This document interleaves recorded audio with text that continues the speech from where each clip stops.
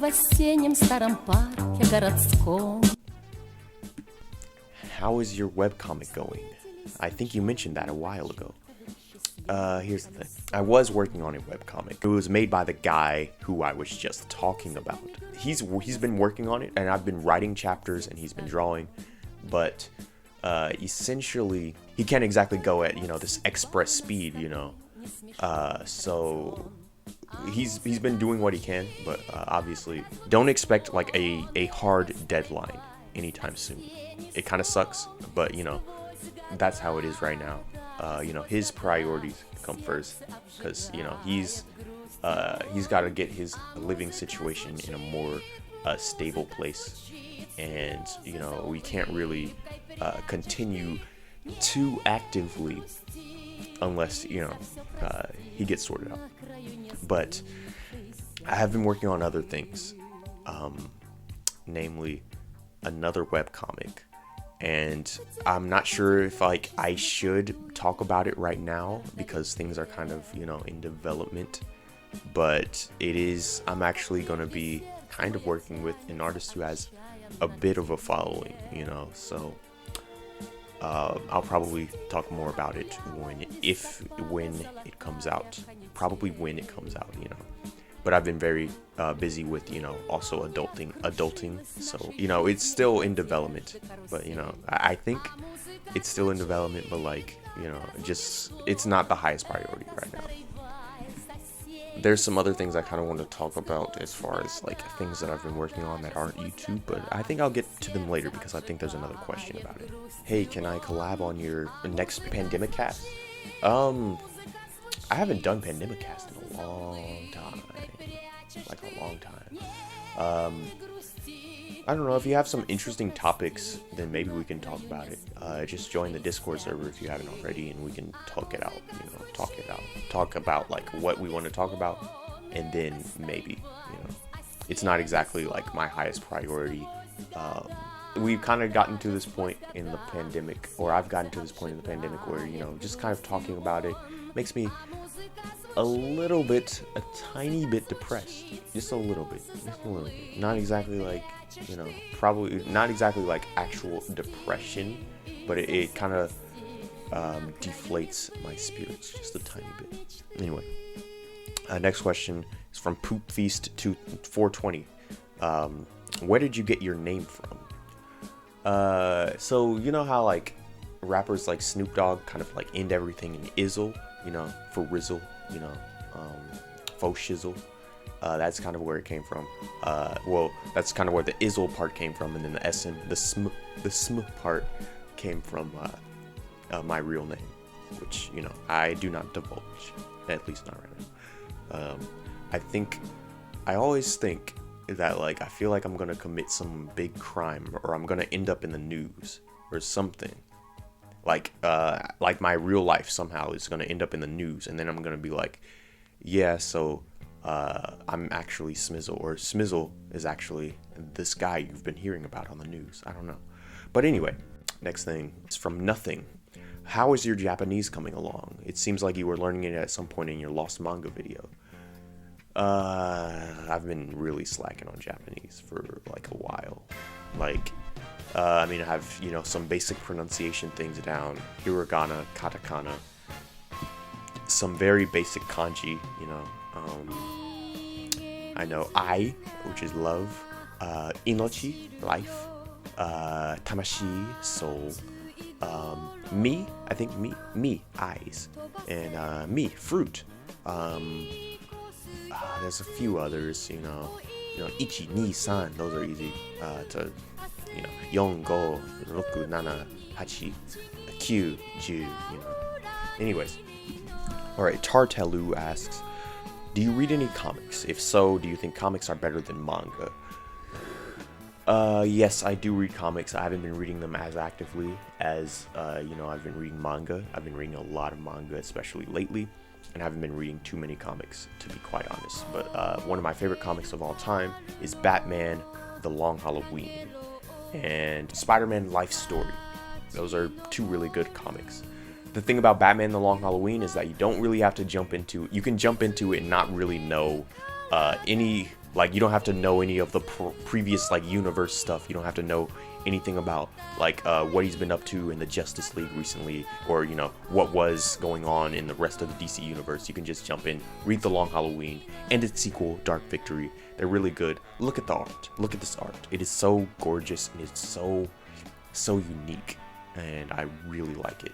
But and Spider-Man life story. It was a mini series that was like about Spider-Man's life story, but in a world kind of set in real time. So essentially, at the same time as the first Spider-Man comic came out in real life, which was 1966, if I'm not mistaken, Peter Parker got bit by the spider, you know. So essentially, like, it kind of goes through his life and the things that happen in his life as he gets older, as he actually ages, as he gets married and has kids and has all these different problems. The things that happen in his life also coincide with actual, you know, comic book events. It is possible for you to jump into Spider-Man life story without actually having read any of the other major Marvel comics or, you know, Marvel comic events, but like there is some more satisfaction you can gain from having at least some knowledge about, you know, the history of Marvel comics lore and stuff while reading Spider-Man life story. But yeah, that was really good, and I kind of wonder if there's going to be a sequel. But the thing is, like, if there was going to be a sequel, it'd probably take place in another like 50 years from now, so like we'll just wait. And as for, do I think comics are better than manga? No. When you think of the most popular comics, you think of, you know, Marvel and DC stuff. You think of Superman, you think of Batman, you think of Spider-Man, you think of the Avengers. I don't even need to go on, but right. So a lot of people have said it before, but the thing that puts manga over comics, the thing that has been putting manga over comics for decades, is accessibility. What I mean by accessibility is basically, if you want to read One Piece is a very long manga series, but if you want to start reading it, you just start with volume 1.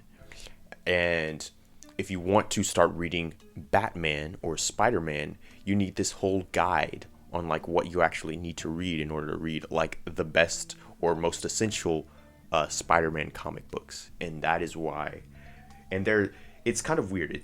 I don't even think there's like I don't even know if there's like there needs to be like compiled versions or recompiled versions of comic books where you can actually read all the necessary quote unquote things. Let me Google this real quick, because I think that's a thing where you can actually these big huge comic books that actually show you the essential, you know, stories from, you know, the characters that you're actually interested in. Give me 1 second. Don't want to go on like a big old tangent on this, but I've already gone on a bunch of tangents, so, you know, deal with it. But basically, Marvel has this thing called the Marvel Essentials, and they are kind of what they sound like, where you can read all of like the essential comic books about like a certain character. You know, if you want to read the Spider-Man Essentials, you can actually kind of these big huge blocky books of like the original, you know, Spider-Man comics. The thing about those though, the thing about the Essentials is that they are black and white, and that's the one of the things that, you know, comics have over manga, you know, in a general sense, you know, in an out of context sense, is that comic books are in color, you know. So like, what is the appeal of buying a black and white version of the colored of a colored comic, you know? So yeah, the Essentials doesn't seem so great, you know.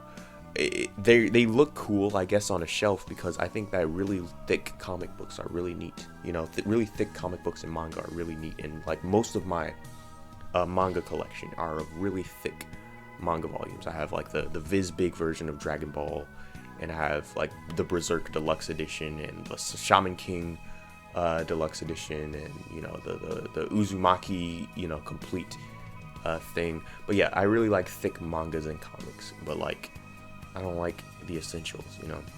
So I'm probably making some comics fans cringe.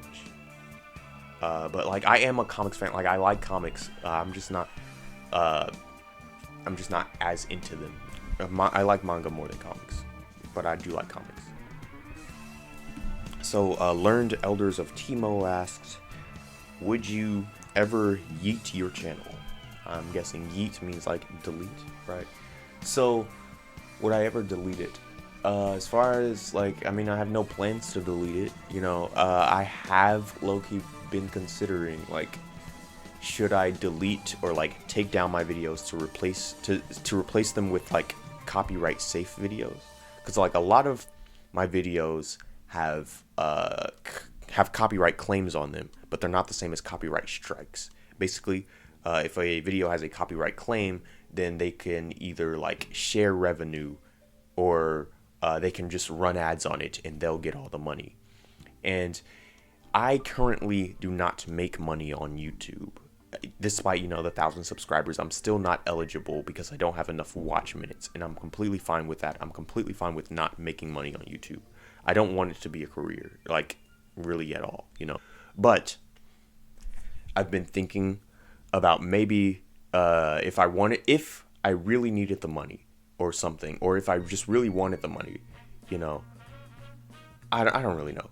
I've been kind of, you know, going back and forth thinking about like, if I were to become monetization eligible, would I take down the videos with copyright claims? Because there are a lot, and like some of them are the most popular videos on my channel, or the most iconic, so to speak, videos on my channel, because they're the ones that like get the most views and everything, you know.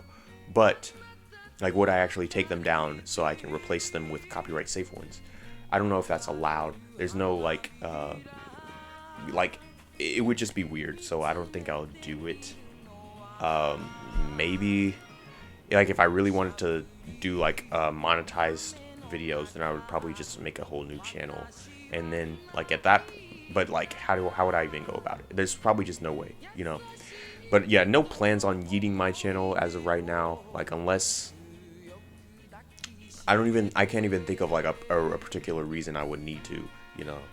But yeah. Next question. When can we expect you to finish your light novel or manga? We need a time frame.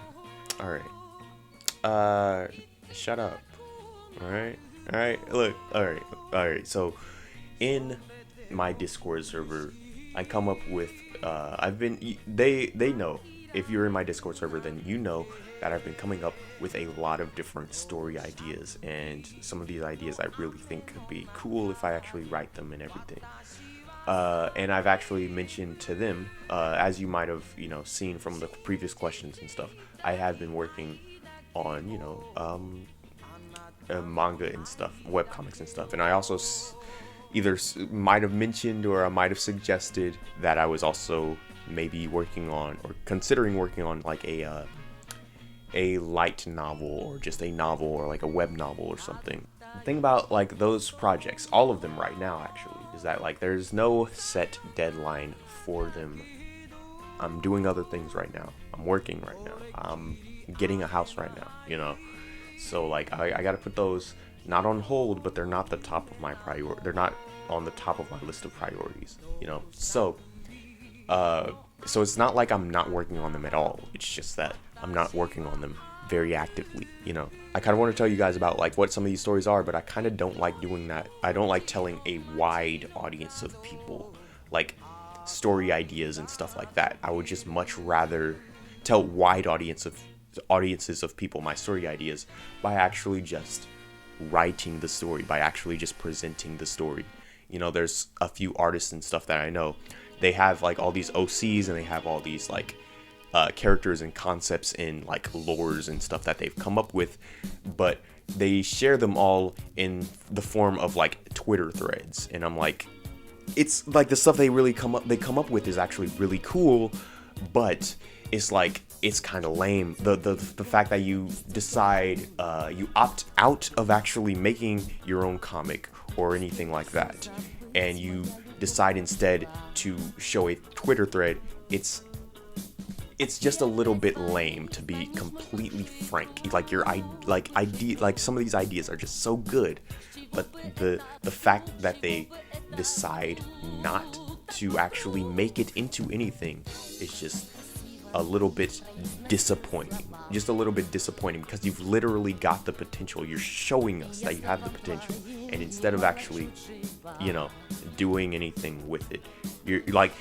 it's like, I made this analogy up a little while ago, but like, it's like telling your friend, I have like the Lego Death Star, the really expensive Lego Death Star, and you know how expensive it is because you and your friend are both like pretty into Lego. Let's indulge in this scenario real quick.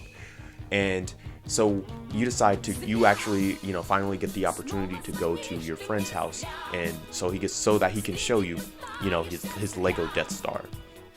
And I've kind of lost track of who exactly the you character is, but basically when you come over, when he shows you that he's got the Lego Death Star, instead of there being a Lego Death Star, what he's got is basically all the pieces to the Lego Death Star in piles, like in the piles from the bags that you take out. So it's like, you don't actually have the Lego Death Star, you just have all the pieces. You haven't put it together yet.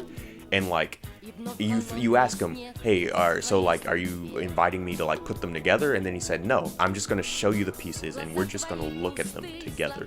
And that's what it feels like. That's what it feels like to show us your characters and your lore and stuff in the form of Twitter threads, instead of actually making it into anything.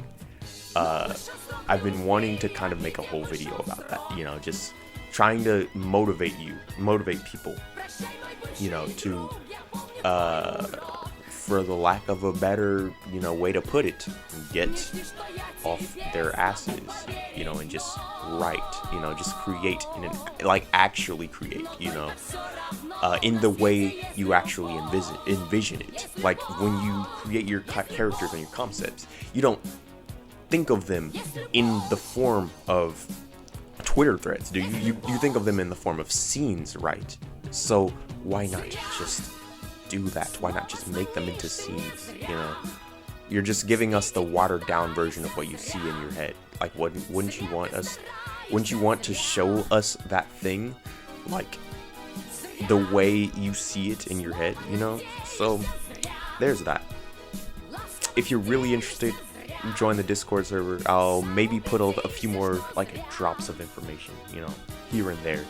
I've had a bunch of ideas, and there's like 4 main ones. 2 of them I've already kind of started working on, but they're not entirely, one is by the guy who I've talked about earlier, and then the other is by this artist who is actually kind of pretty big, but that person is kind of also busy with things, so I can't really work on it too actively right now.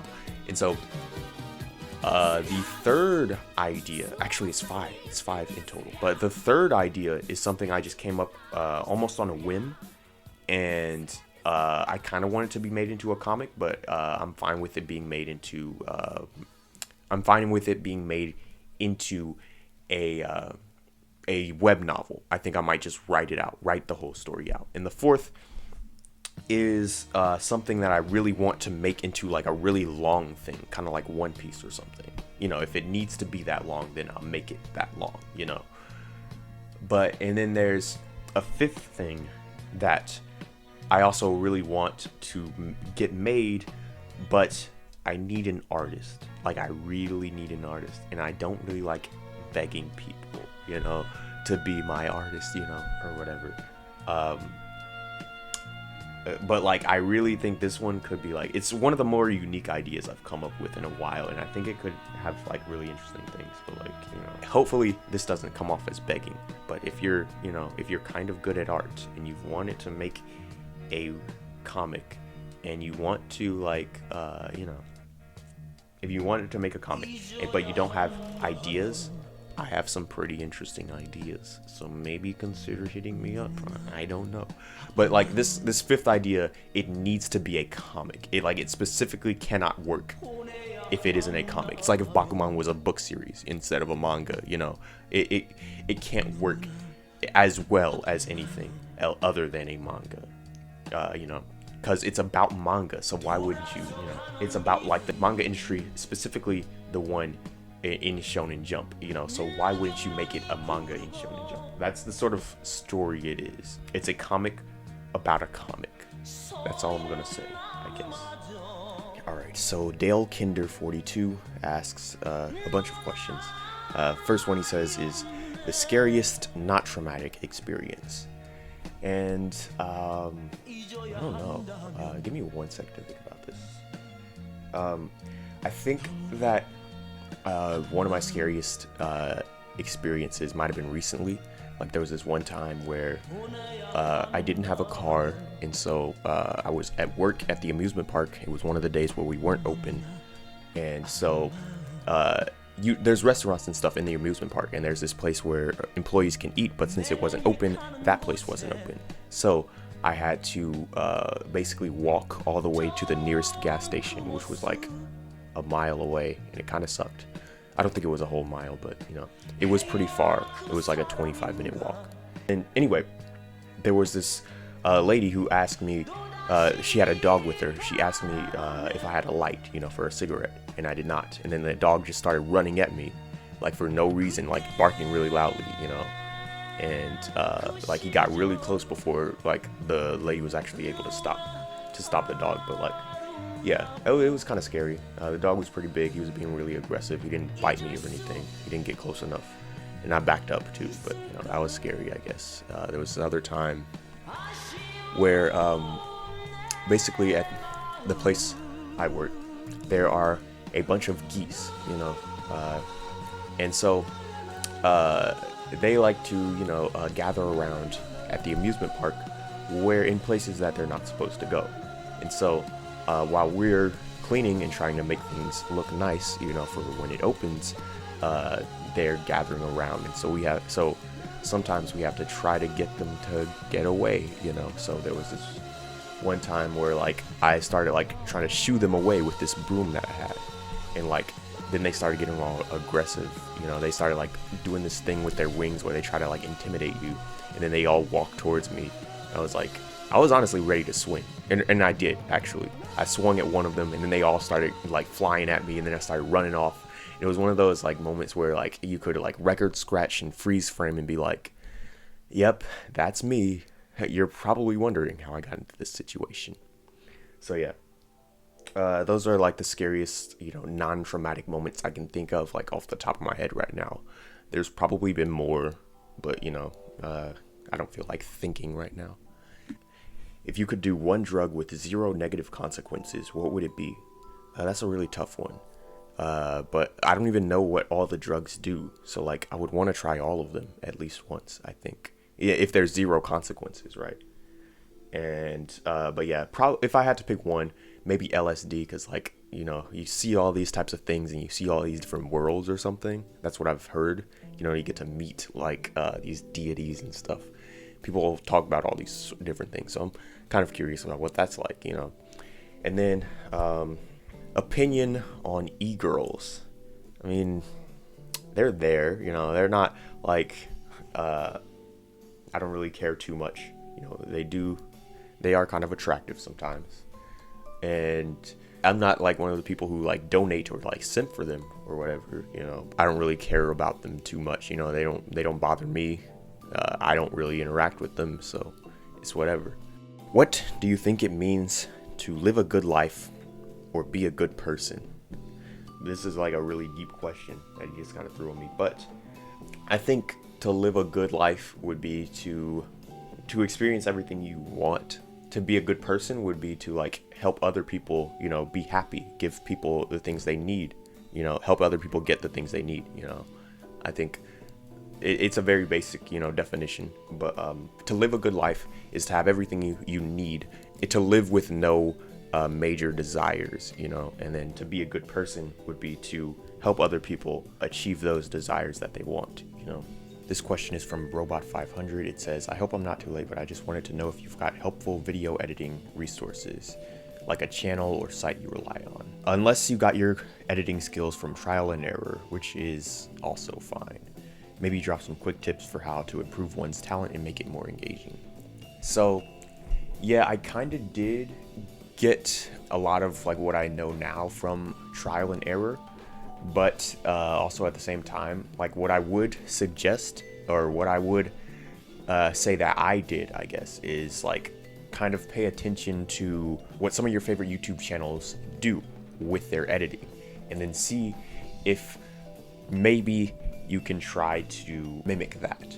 I would also, you know, if your video editing software has like a set amount of title sequences and like transitions and stuff, I would say try to look through every single one. My software Filmora has a bunch, so like, you know, really try to look through every single one. It's probably gonna take a while, and you don't have to do all of them in like one sitting, but actually just kind of whatever software you're using, just kind of like explore it, I guess. If you have a lot of features and stuff, try to look at every single feature, and that'll probably help you come up with ideas for what to do with your editing.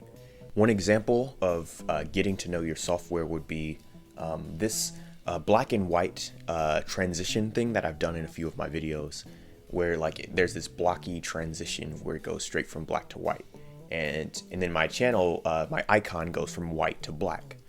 What I did there was I learned about this blocky transition thing that Filmora has. After that, I realized that you could add transitions to text, and so what I did was I put the transition on the black and white sample colors, and then I put it on the white and black text, which has my icon. And when you like look for stuff like that, then it can give you ideas to come up with really cool things. I guess, see you guys. Thank you for 1,000 subscribers. Welcome, new subscribers. This is, if you haven't heard it before, this is what I sound like when I'm unscripted, a lot less focused. It's gonna be kind of painful to edit all of this footage, so pray for me, because I feel like I'm Joe Yabuki, and this video is like Jose Mendoza, so pray for me.